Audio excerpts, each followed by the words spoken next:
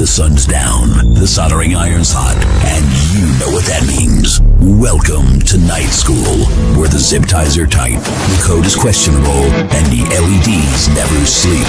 Hosted by the one and only Bobby, the professor of Pixel Mayhem. We're diving deep into lighting tips, tech fails, sketchy workarounds, and the secrets nobody teaches until now. Whether you're mapping props at midnight or just here for the chaos, this is your crash course in RGB enlightenment. So grab your beverage of choice and remember, there's no syllabus, no rules, and no guarantee we'll make it out with all our fingers. This is Night School.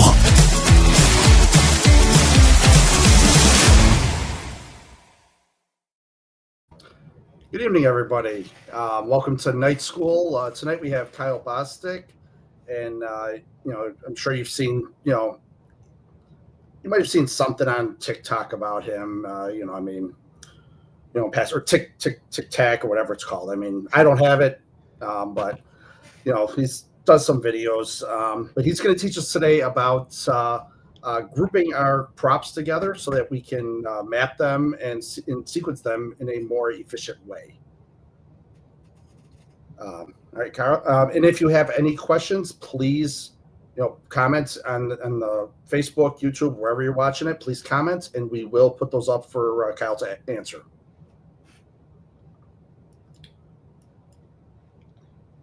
All right. Awesome. Thanks, Bobby. If you guys have any questions, feel free to interrupt, post, comment, whatever, and I'll answer them as best I can. But I'm Kyle. I'm from BF Light Shows and RGB Sequences, and they asked me to kind of go over some best practices or some tips and tricks on how to sequence a little bit smarter. And one way we do that is with groups. So groups are a very powerful tool inside of xLights. And I'm sure most of you are familiar, but if you're just getting started, I'll kind of break this down into what's a group, what should have a group, and then we'll kind of expand into how do groups help with mapping, how do they help when you're actually sequencing, and all that kind of good stuff. So we'll get started. Typically, I try to organize our sequences in a render with the master render order. I try to do it in a alphabetical order. With that said, there are a few exceptions. I'll get into that a little bit later, but we'll start off with the largest group in your show. That is always something that I put at the very top of our sequences, and in our case, we call it all. So the all group basically is everything that is in the display. The only exception to that in our case is anything with a singing face, because I don't want the outlines in the mouth and the eyes and all of that type of stuff to light up with an all effect. If I'm trying to do a shock wave over the entire house, if I'm trying to do a shader, anything like that, I want those effects to look good over the house, HD props, megatrees, matrix panels, any of that kind of stuff, but I don't want it to go over a singing face. I don't want it to go over their mouths or eyes or anything like that. I have seen some people do the outline, so you could do like the bulb outline or the tree outline as part of the all group, but I would strongly discourage including the whole model where you'll have the eyes and mouth. So with that said, the all group is very powerful. You could throw a pinwheel or a shader or some kind of cool effect on there, and it will basically just make that effect go across the entire display.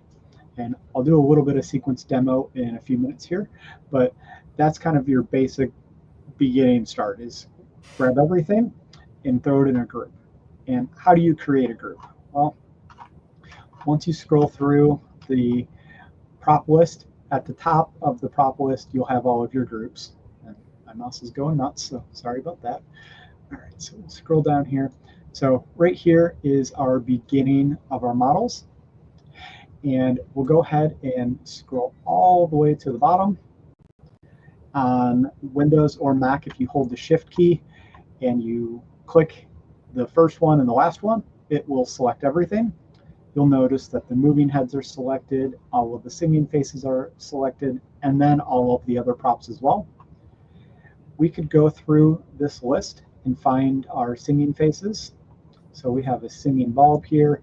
If you hold the Control key on Windows or Command key on Mac, it will allow you to unselect those one at a time. We'll go ahead and we'll also unselect our moving heads.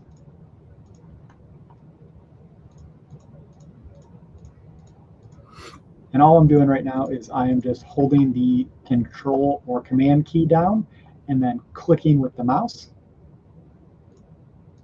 There's a couple things that I don't like in the all group.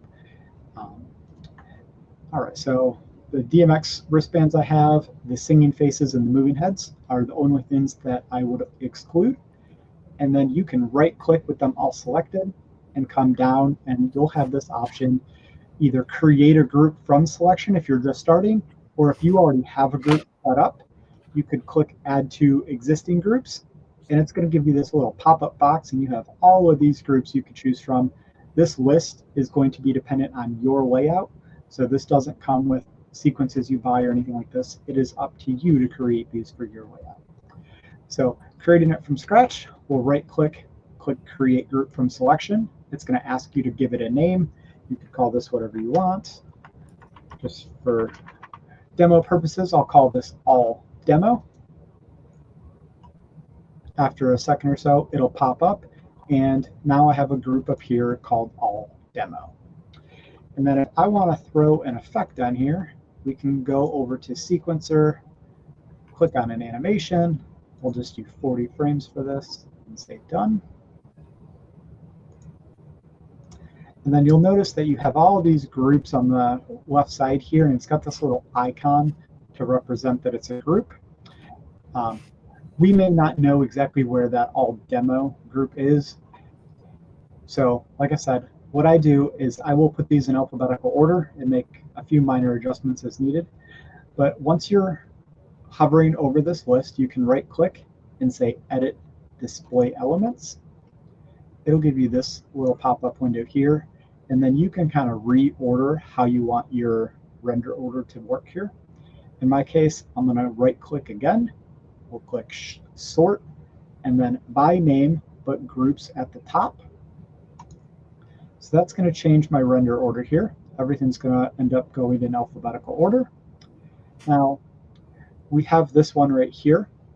And what I'm calling this is all placed at the bottom of the render order. And I'll show you why this group is particularly important. So I'll click the double arrows right here to send that all the way to the bottom of this list. And real quick, to show you what that group looks like, I have an all group, which is the same as my all demo here. It is also the same as my all place at bottom of render. So same groups, just a couple different names here. And if I come over here,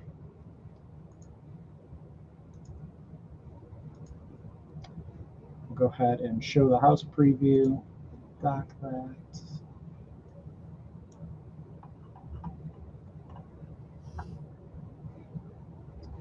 And if we throw an on effect on our whole house effect, and just so we can see that we did something here, we'll go ahead, we'll turn it red. If we want to change that to something like a pinwheel,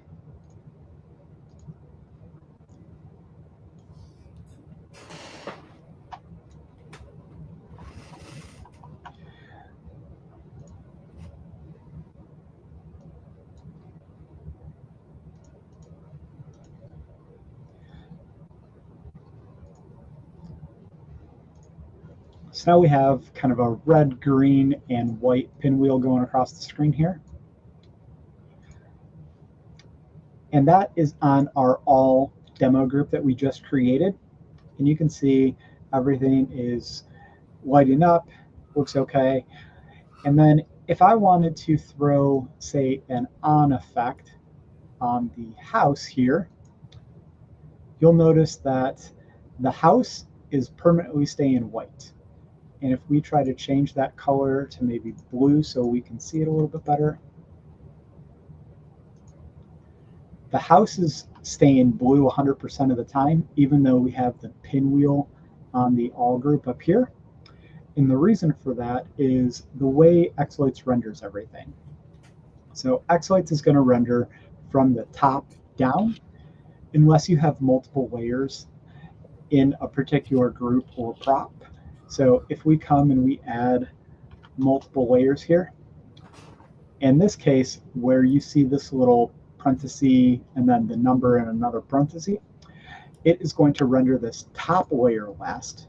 It's going to render this bottom layer first. So kind of the opposite of the overall render scheme. But the reason this is important is if I want the house to always stay blue, but I want the rest of the show to be this pinwheel, I could set it up kind of like this.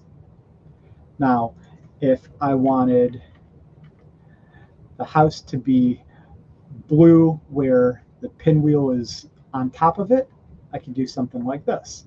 And now you see that there's blue underlying that pinwheel. Now where this gets a little unique with xLights is, so we have our house here, and we have our pinwheel up here. If we come and scroll all the way down, and we go to that group that we showed placed at the bottom of the render order,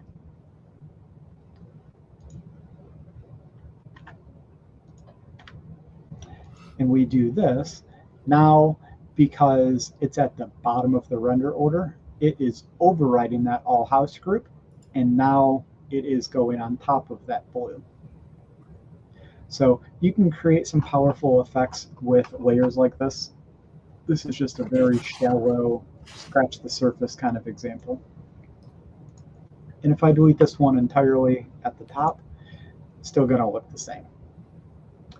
So that's kind of some of the power with xLights and groups, but I want to kind of dive into what types of props you should group together, should you do groups inside groups, and all that kind of stuff. So we'll stop the sequence for now. We'll go back over to the layout. Okay, Kyle, I do have one question. Sure. The question was, what's your thoughts on dark spots in sequence and to focus in on other props versus being on, everything being on? So the way I typically try to sequence things, the majority of the time as a sequence store, I like to have most of the props going at any one time. That gives the user better flexibility for picking and choosing. You know, our store layout has a lot of props that I personally don't have, that I will never have, but it allows the user to pick what props they like and map things over. Now, my own sequences that we create in the store, when I map them to the house show that we do, I typically will delete some of the effects to create some of those dark spots or black and things like that, because I don't want all the props going at the same time. What that does is it gives the audience a little bit more of a visual appeal. It's a little less boring where all the lights are blinking and flashing at the same time. But from a sequence store perspective, it doesn't handcuff you if, say, you only have one set of mini trees here and I have 3 different ones sequenced. If I have them all kind of going at the same time but doing different things, I could kind of pick and choose what I want to map, or I could go back and delete some effects for various points. So I may set one set of trees to be going to a drum beat. One of them could be to a guitar riff. So then I could create some balance there and create some dark spots in some of the display. So that way everything's not on all at the same time. But most of our sequences have more effects on at any one time than I personally like, but it gives the user a little more flexibility to map and things like that. That was feedback that we got when we kind of first started adding HD props and expanding to a more generic store layout. More people were asking for on all the time kind of thing. So that's kind of what we catered to, and so far it's worked out pretty well.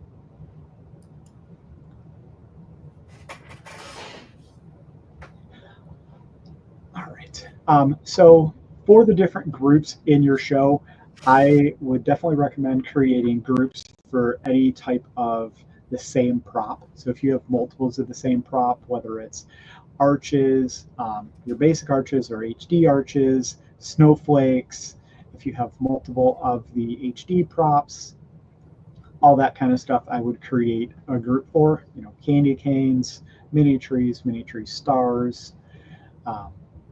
If I would create one for your outlines. So the minimum ones that I would recommend having are something like an all group, which is just everything in the display like I talked about. Kind of same thing as this all demo. I would right click on this and click on clone. That's going to give you an additional group that's exactly the same.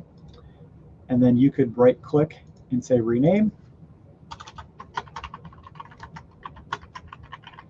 And we could click on demo, bottom of render, click OK. And then now you have one for the top, one for the bottom. And then, like I said, I would create them for all of your different style props. So candy canes, if you have some of the NSR candy canes, they may have submodels that are, you know, angled stripes or something like that, outlines. You could create additional groups for those. And then you have a few different groups for your candy canes. Another one I would have is an all house and an all yard or all lawn group. And that's just going to include everything on your house versus everything in your yard. Optional groups, you could have like an all matrix group. So if you wanted all of your matrix panels to essentially act as one kind of video screen, or to do one kind of effect across all of them at the same time, like a shader or something, you could create this group and throw an effect on here. And then I have all mini trees with no stars, all mini tree stars, mini trees with candy canes, mini trees with stars, and then something kind of all with no matrix. We changed some of our layouts, so obviously I haven't used this group because the snowflakes and these trees and canes should be part of that. We have an all real big lights, all of the snowflakes, we have arches, and then floodlights, and then that is going to drop us down into some of our HD props. And this one is going to be real helpful if you have multiple HD props. So within xLights and within the models, these types of props, I'll use the PPD wreath as an example for this. If you click on the PPD wreath and click the drop down, you have a ton of different submodels. And each of those submodels, you can kind of see them lighting up with yellow here. Each of those submodels you can create effects for and throw effects on in a sequence. And depending on what you're doing with that effect, you can get some really cool, unique elements. Now, instead of trying to sequence individually on each one of these little spirals that you see here, you have clockwise and counterclockwise, and then you have all. What you could do is you could throw all of those into a group, kind of the same way that we were talking about earlier, but we have a spiral clockwise and a spiral counterclockwise, and all of those submodels are just thrown into a group. And if you scroll down in this list, you can see the models that are in this group. It's the PPD wreath right, and then it's the submodel spirals counterclockwise, or clockwise rather, and then PPD wreath left, spirals clockwise. So that's this one, and then this one, and then this is the counterclockwise. And what that'll let you do is when you're over in your sequencer, you have your list here, alphabetical, so we'll scroll down from G's down to P.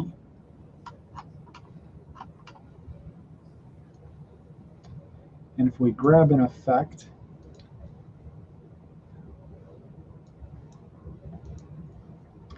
and it's single strand, so right now it's set to default, and it's just going left to right across them. So under the render style, it's set to default. If we change the render style to per model default, notice how this has changed quite a bit. Is that showing up on your screen, Bobby? Can you see the house preview? Is that hard to see? Yeah, I'm just seeing black in there. Yeah, now I see the spinners now. Okay. Real quick, just to try to make this a little bit easier for people.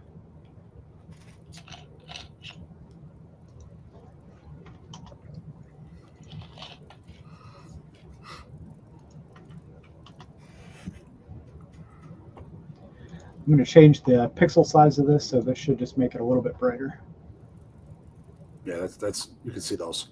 Okay, so this is a single strand on the PPD wreath spiral clockwise or counterclockwise, and all it is doing is it's basically just expanding outward from the center.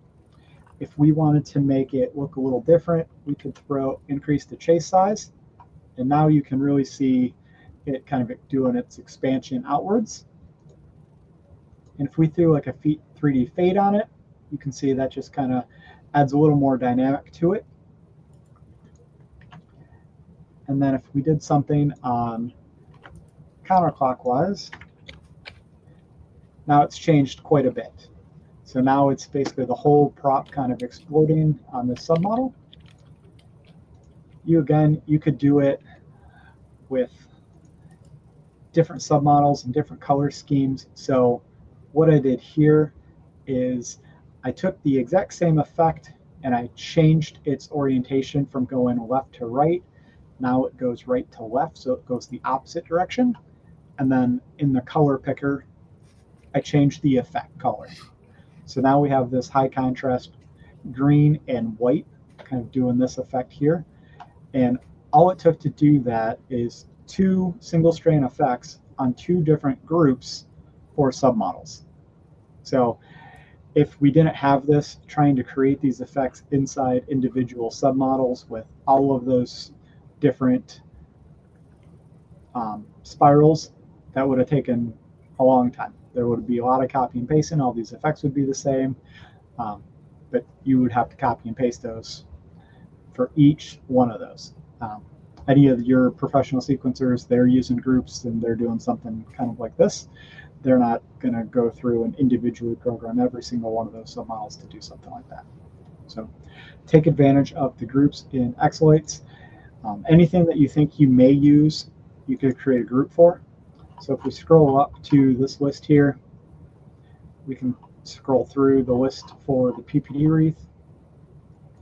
And we've created a handful of additional submodels for this thing. One of them, so if we want to throw like an image or something specific on this, we created a bottom render. Same concept as your all place at bottom of render order. This is just going to be adjusted and it's going to be at the bottom of any of the PPD submodel or groups. Centerpiece is basically just this little submodel here. And then we have center rings, you have diamond arms, have a firework, and then the PPD wreath group, it's just the whole prop itself. Some inner rings, outer diamonds, and outer ring outlines. Looks like that's the same as the outer ring. Petals even, so you notice that part of it is not lit up. Petals large, and it's just like this full petal here, and they just kind of overlap. From the petals even, petals odd, sorry, petals large, odd, petals even, petals odd, petal rings. We have spirals that we showed, we have snowflakes, star offset, valley even, valley odd. So you can see in the HD props there are several groups inside of them. And that just allows us, we don't use every one of these groups in every sequence, but depending on what effects we're looking for when we're sequencing, this just gives us a little more flexibility to kind of pick and choose which submodels we want to use. And if you have multiple of that prop, instead of trying to map everything over submodel to submodel, you can do it to the group, and then it'll apply to all the submodels in that prop in those groups across your display. So definitely saves you some time there. And then I'll go back to kind of continuing on the ones that I would say are a bare minimum that you would want to have. You want to have your all group. I would have an all house or all place at bottom. A group for your candy canes, a group for your house, a group for your mini trees, the stars with the trees, a group for snowflakes, and then we'll get into your actual like house outline. So I'd have a group for your house outlines, and the way I do these, when I do like window models and things like that, I'll break, if this is a window model up here, you came up here and came over to the create a window or window frame, I would go in and I would create submodels, so that way you can control the verticals and the horizontals and make sure that they all match the rest of your verticals and your horizontals. And then you're going to have a horizontal group.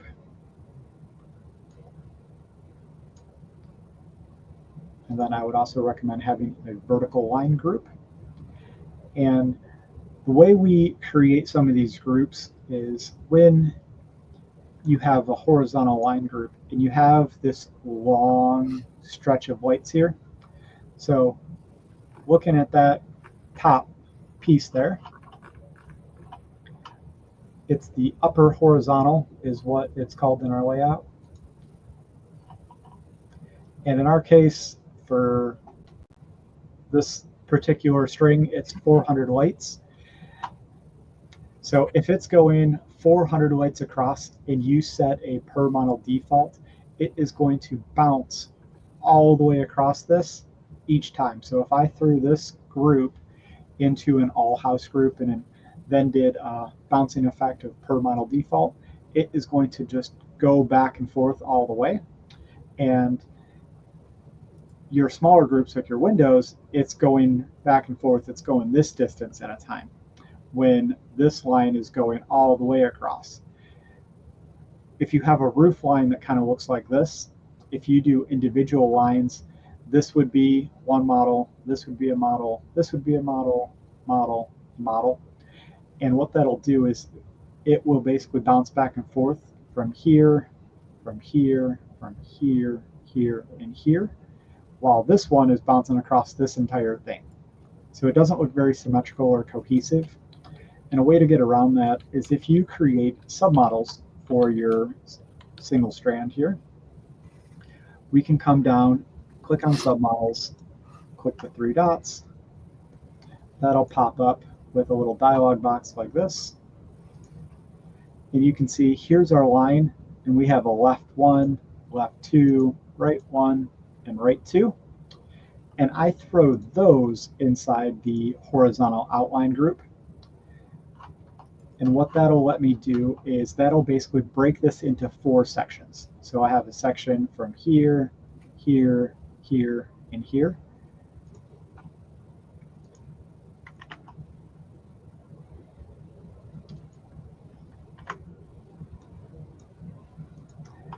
And as you can see, as per model default, we have 4 different groups up here, or 4 little lines going across. If we come back here,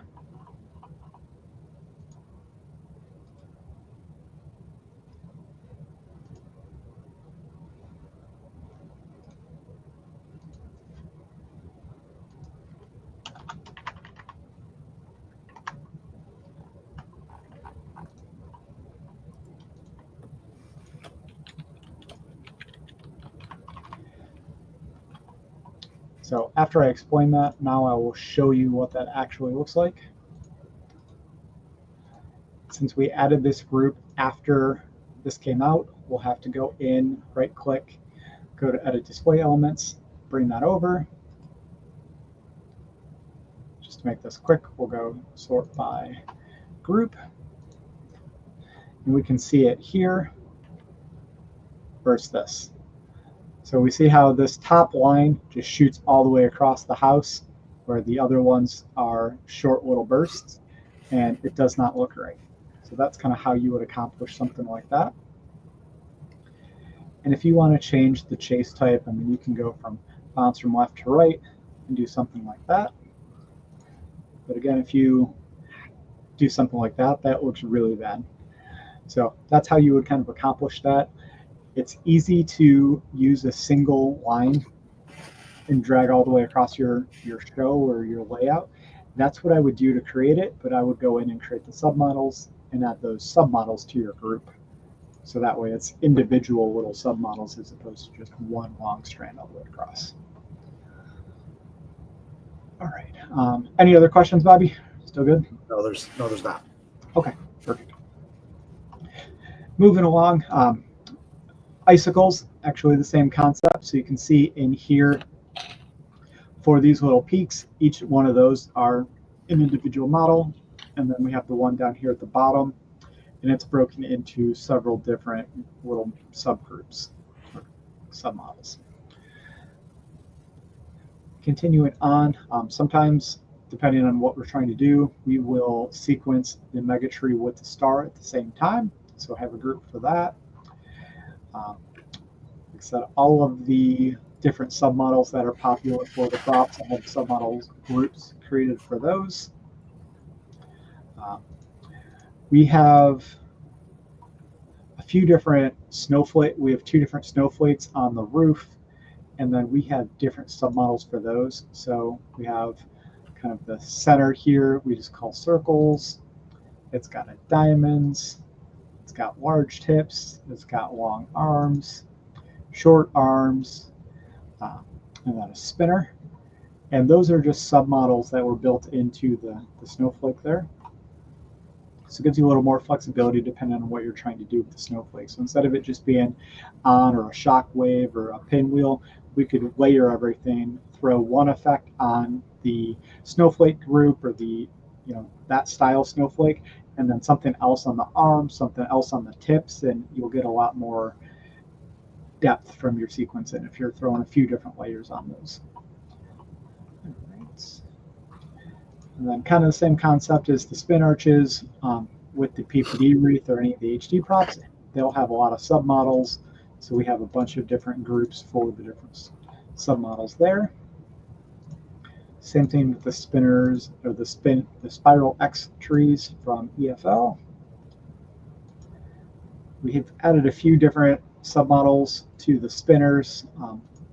We have inner circles, different radiuses, spokes, and all that kind of stuff, depending on what we're trying to do. All right. So that kind of covers the basics of groups. Now I want to cover groups inside groups or nested groups real quick. So what a group inside a group is, or what a nested group is when you have a group, could be an all group or whatever you're trying to create a group for. It will show you all the models in the group. So in this list, you can see it's written as black is a model, orange is a submodel, and I believe blue is an actual group. So in this one, it's all just individual models or submodels. But if we wanted to create groups inside of groups, so say we wanted to take our all house and our all yard group, we could right click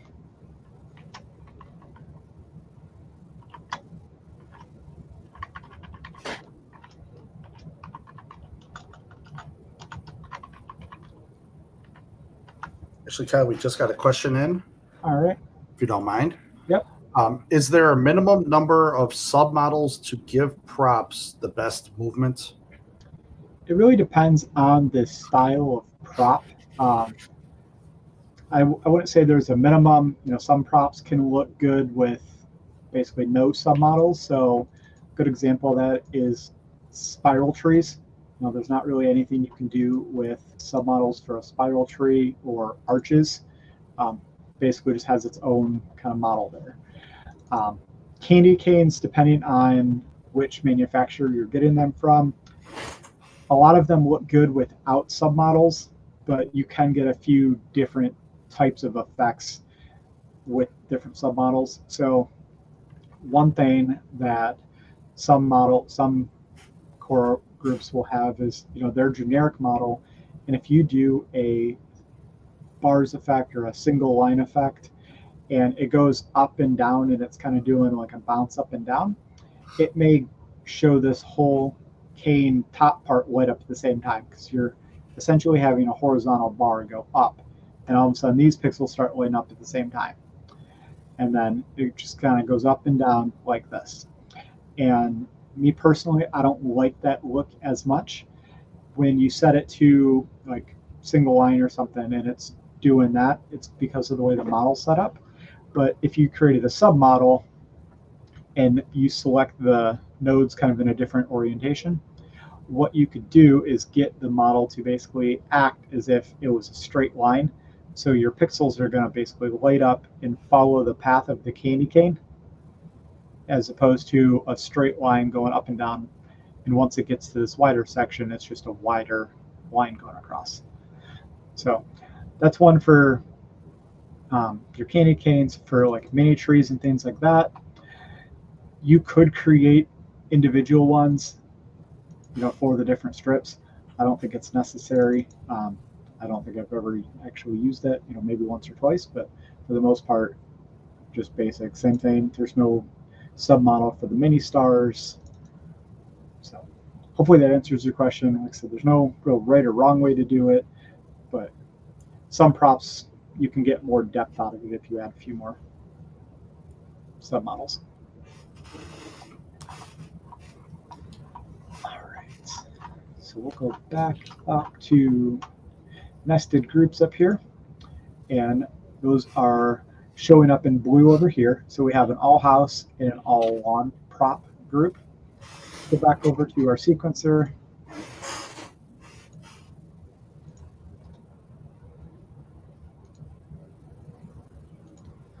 Go ahead and we'll add that one.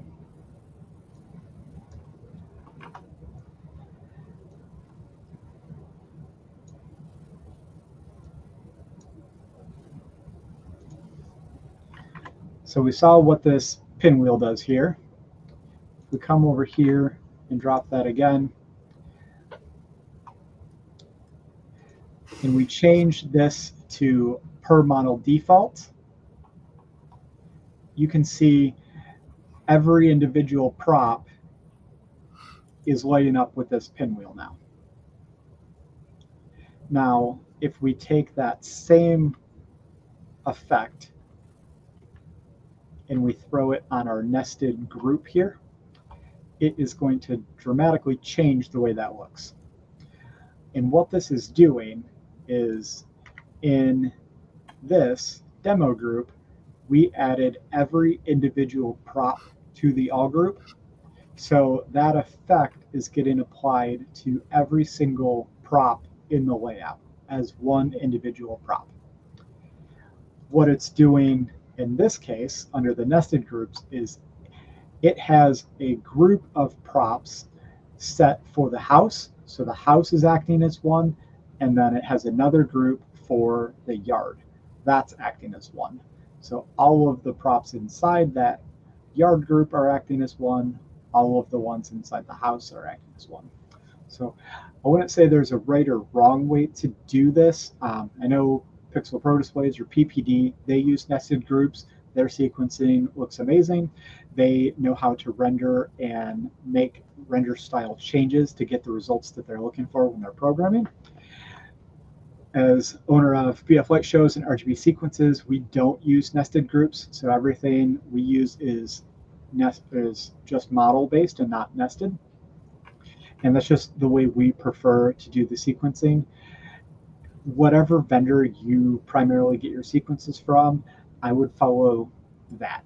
So if you get sequences from myself and PPD, I would have a group for all set up the same way PPD does and the same way we do.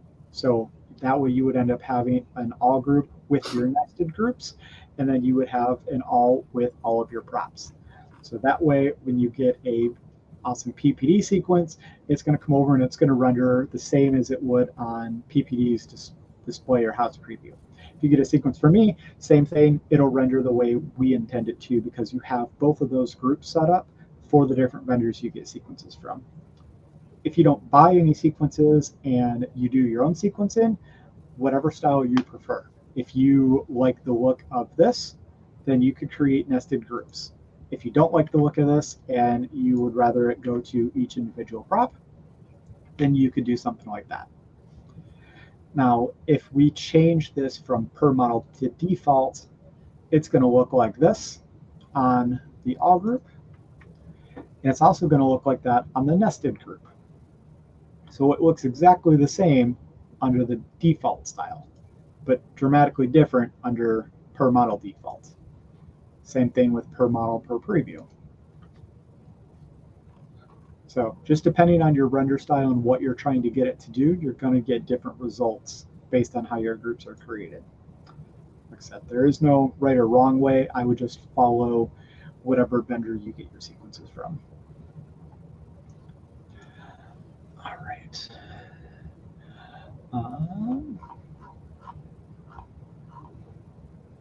Is there any questions on the nested group portion? I know there used to be a lot of right or wrong ways spouted about that. No, nothing new yet. Okay.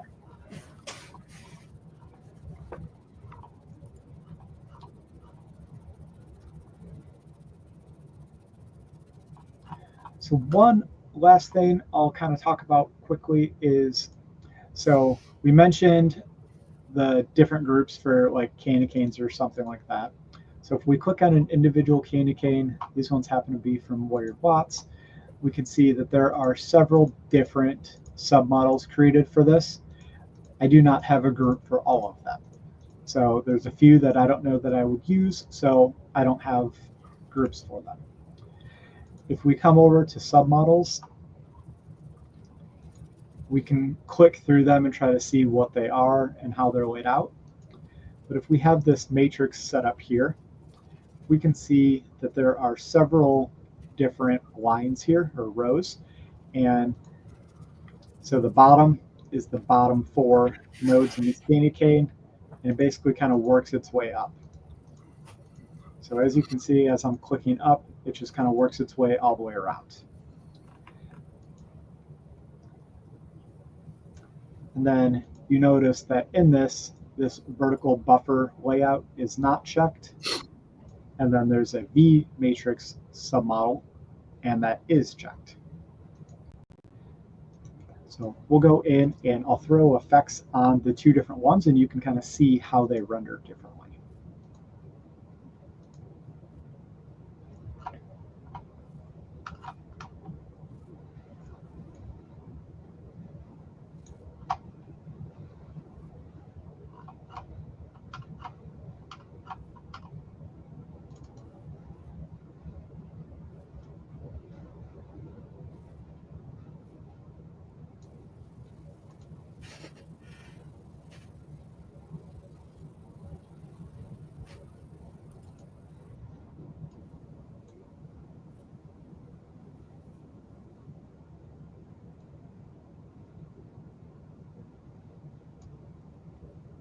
So right here, you can see it's kind of expanding from the inside to the outside.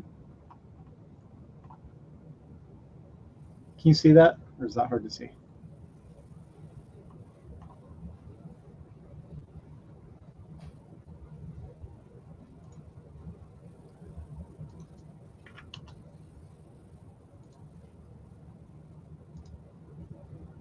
Okay, that looks a little better. All right, so you can see on the matrix submodel, it's expanding from the inside to the outside.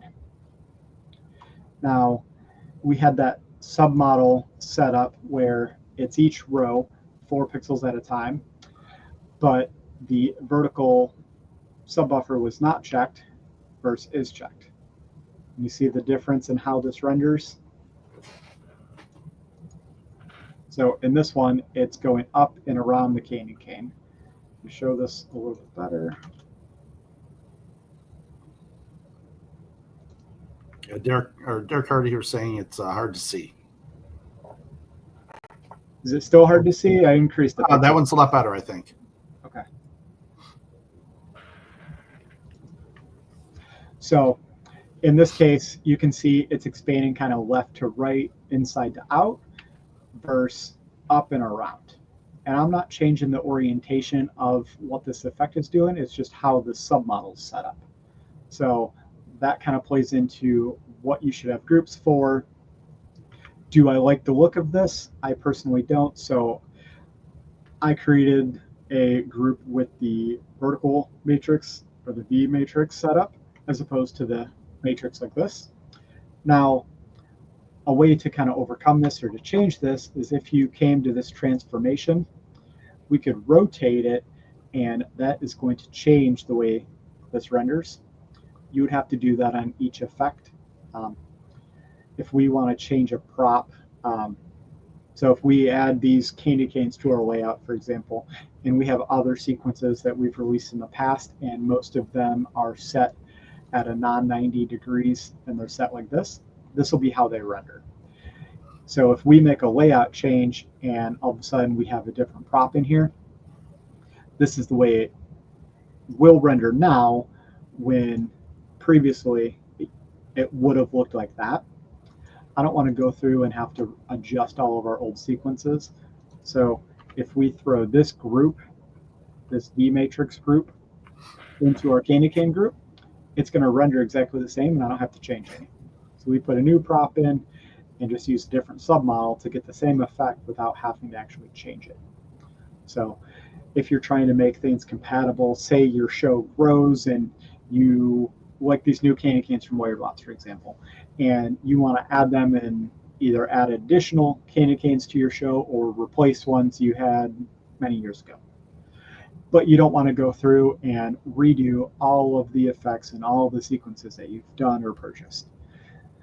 Using this submodel as opposed to the other submodel in your group will allow you to change that prop out so you have a new prop, but it's going to give you the same look so you don't have to go back and manually update all your older sequences. So those are kind of some of the use cases that I would recommend, adding submodels or making groups for submodels for.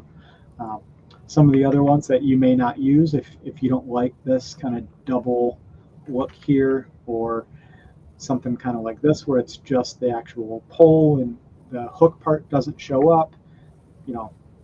This one, it has spirals, different set of spirals or stripes.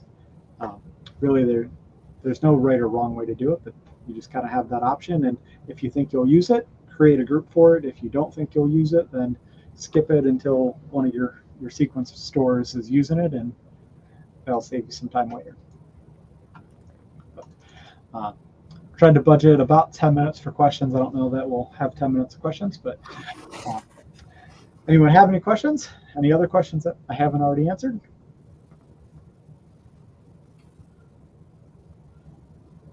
We're waiting to see.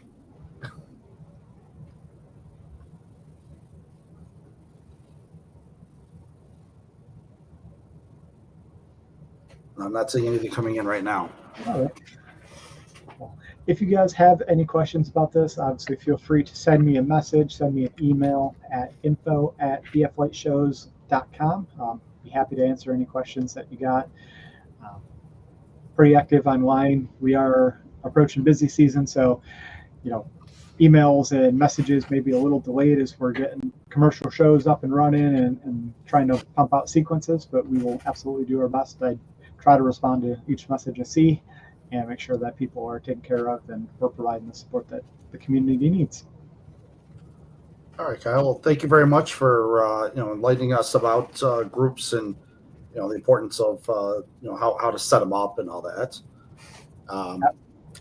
Next week we are taking the weekend off for Labor Day, and then we will be back with Clyde Lindsay from PPD, and he will be going over, from my understanding, it is mapping again. I think we're gonna be getting different vendors in here to give us their takes on mapping, because I know, Kyle, you probably have a different style of mapping than Clyde or Barry or anybody. So I mean, maybe we'll see you back here for that or something else. Thank you, everybody, for watching. Have a good weekend. Bye, everyone. Thanks.